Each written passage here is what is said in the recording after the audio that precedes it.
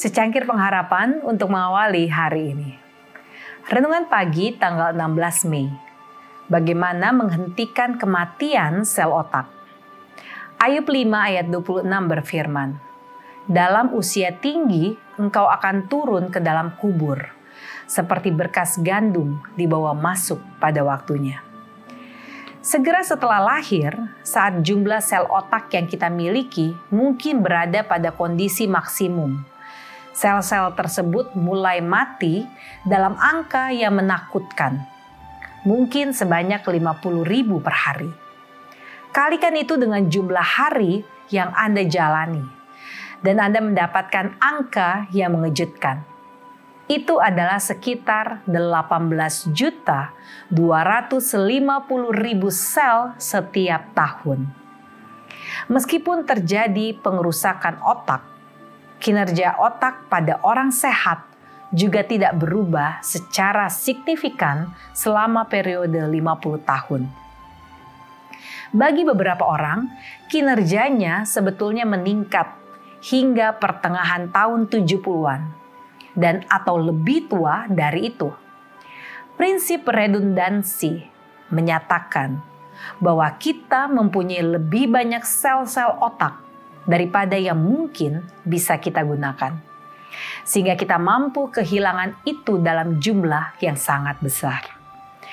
Prinsip gunakan atau hilang mungkin menjadi dasar atas dampak besar penghentian sel-sel otak ini. Mungkinkah kita tidak membekali otak kita dengan memperkaya itu melalui peluang-peluang menarik yang otak kita mampu untuk tangani?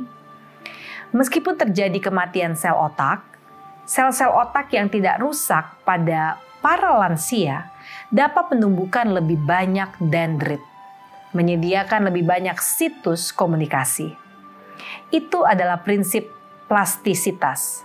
Sel-sel otak yang lebih sedikit itu lebih aktif dan mencari koneksi baru jika mereka diminta untuk melakukannya, bahkan di tahun-tahun lanjut. Semakin banyak pengalaman, pembelajaran, dan latihan, semakin besar jumlah koneksinya. Penurunan rentang memori dan kemampuan memproses informasi dengan cepat dan untuk mengintegrasikan informasi yang masuk menjadi menakutkan atau menurunkan semangat bagi banyak orang yang lanjut usia. Tetapi Anda bisa berbesar hati. Baru-baru ini penelitian menunjukkan bahwa bahkan kemunduran atau kerusakan fisik dari ribuan sel-sel otak tidak serta-merta mengurangi potensi kegunaan dari orang yang menua. Mungkin diperlukan waktu lebih lama untuk memproses beberapa tugas. Namun kurangnya kecepatan bisa diimbangi oleh kebijaksanaan yang lahir dari pengalaman.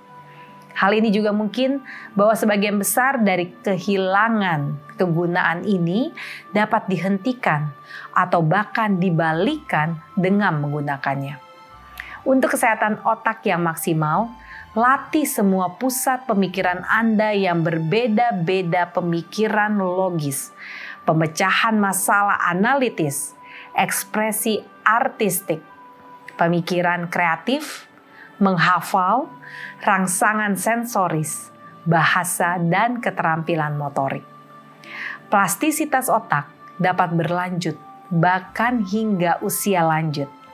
Namun Anda harus menggunakannya jika Anda tidak ingin kehilangannya. Doa kita hari ini, ya Tuhan, terima kasih telah menciptakan kami dengan sel otak yang cukup sampai kekekalan. Bantu kami untuk menggunakannya sehingga kami tidak akan kehilangannya. Amin.